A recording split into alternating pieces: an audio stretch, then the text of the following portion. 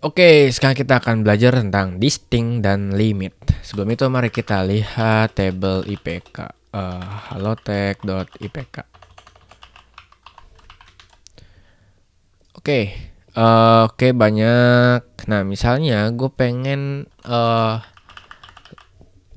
select atau ngelihat data di kolom semester aja. Oke. Nah, terus banyak kan ya. Terus kalau misalnya kita lihat sekilas gini 42, ya kita bisa lihat bahwa S1 muncul 3 kali bahkan. Mungkin 4 kali bahkan. Jadi S1 4 kali, S2 4 kali, S3 4 kali dan seterusnya. Oke. Jadi kita ngelihat bahwa sebenarnya ini ada berapa sih uniknya gitu. Atau yang nggak duplikat kan S1 nih muncul nih 2 kali, berarti kan duplikat ya.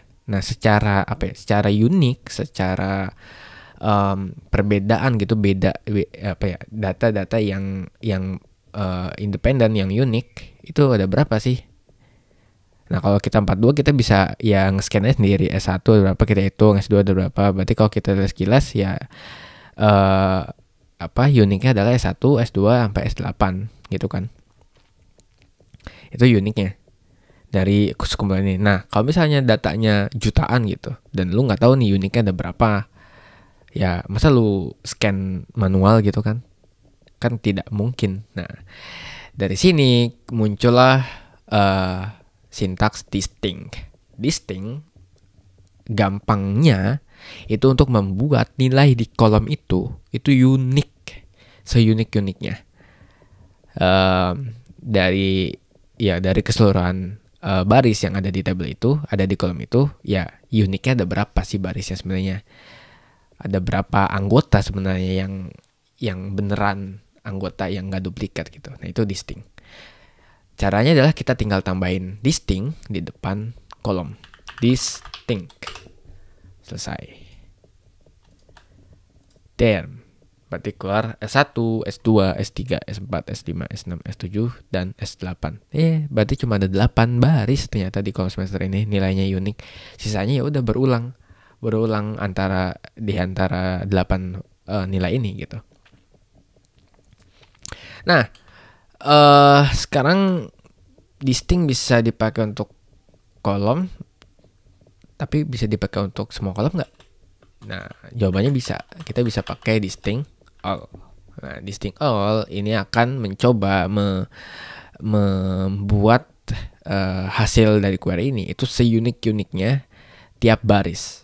Oke, tiap baris ya, ingat. Tiap baris berarti kalau misalnya kita punya 3 kolom, ya satu kolom ini apakah unik gitu antara satu dengan yang lainnya.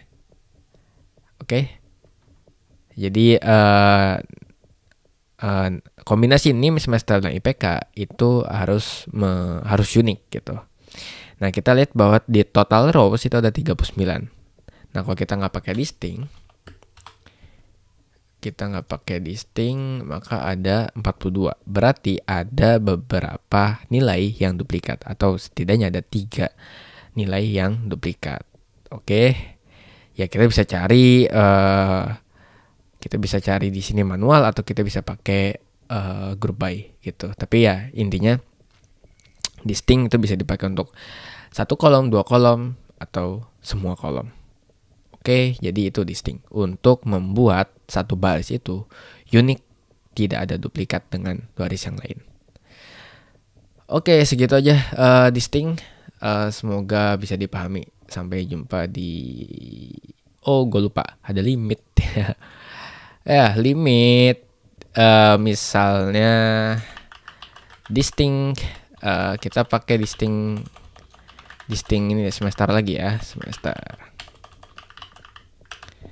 Kita lihat hasilnya ada 8 baris. Nah, limit itu membatasi jumlah data yang ditampilkan. Jadi limit ini ditaruh di akhir, paling akhir. Limit terus kasih angkanya, mau berapa jumlah yang akan ditampilkan. Nah, di sini 8. Misalnya gue pengen nampilin cuma 3, ya udah limit 3. Limit 3 terus di run. Jadi S1, S5, S2. Loh, kok ngacak Bim? Nggak sesuai urutan S1, S2, S3. Nah, jadi limit itu dia akan membatasi jumlah data yang ditampilkan dari hasil proses query ini. Nah, lu harus ingat bahwa Postgre itu melakukan query itu paralel kalau datanya misalnya gede banget. Jadi nggak mungkin Postgre itu melakukan query di satu instant atau di satu server istilahnya ya, atau satu komputer gitu. Jadi kalau datanya gede banget, pasti datanya itu akan disebar di beberapa instance. Nah, ketika kita melakukan query ini di Sting Semester, maka nanti semua instan yang menyimpan menyimpan data IPK ini itu akan diambil, ditarik. Entah nanti instan mana yang duluan selesai, pokoknya nanti akan ditarik dan dikumpulin gitu di satu temporary instant lah istilahnya, temporary storage atau instant. Setelah dikumpulin, baru nanti dilihat nih, oh ada statement limit nih, berarti limitnya 3. Artinya kalau misalnya yang datang duluan itu S1, ya udah S1 berarti urutan pertama. Ternyata S5 ini datang duluan, ya udah S5 urutan kedua gitu. Oke, jadi kalau gua analogiin tuh ya gua gambarin gitu, misalnya ada lo ada 10 data gitu kan. 10 data, terus ini lo ada instance 1. Instance 1 apa ya? Gampangnya misalnya harddisk 1 deh. Harddisk 1 itu nyimpen S1, S2, S3. Terus harddisk 2 nyimpen S4, S5, S6. Harddisk 3 itu nyimpen S7 dan S8. Oke. Jadi ini disimpan paralel. Nah, ketika melakukan query, maka si Postgre engine-nya itu dia akan nge-query ini satu-satu ini nih, select distinct semester ini ke masing-masing harddisk. Nah, misalnya harddisk 2 itu duluan selesai, berarti dia kan semester berarti S4, misalnya S4, S5, S6. Jadi misalnya yang selesai duluan query itu urutannya adalah HDD 2, terus HDD 1 misalnya, dan HDD 3. Jadi urutan datanya itu harusnya S4, S5, S6, S1, S2, S3, baru S7, S8. Oke, kita dapat urutan dari hasil nge-query si 3 harddisk ini untuk mendapatkan satu query gitu. Nah, ada limit 3, maka yang diambil adalah ya udah limit 3 gitu dari awal. 3, 1, 2, 3. Nah, jadi yang belakang ini di-ignore atau diabaikan. Sehingga kita dapat S4, S5, S6 gitu. Jadi tergantung si data semester 152 ini ada di harddisk berapa dan harddisk yang mana yang selesai duluan untuk return hasil query-nya, baru di limit 3. Jadi limit 3 itu bukan berarti mengambil 3 teratas, itu bukan. Oke, bukan ngambil 3 teratas, tapi ngambil 3 data yang akan ditampilkan random. Oke, random. Kalau misalnya kita mau ngambil 3 teratas, ya kita harus pakai order by, terus semester, baru limit. Tapi seingat gua ini kayaknya nggak bisa deh. Coba kita jalanin ya. Run. Oh, bisa.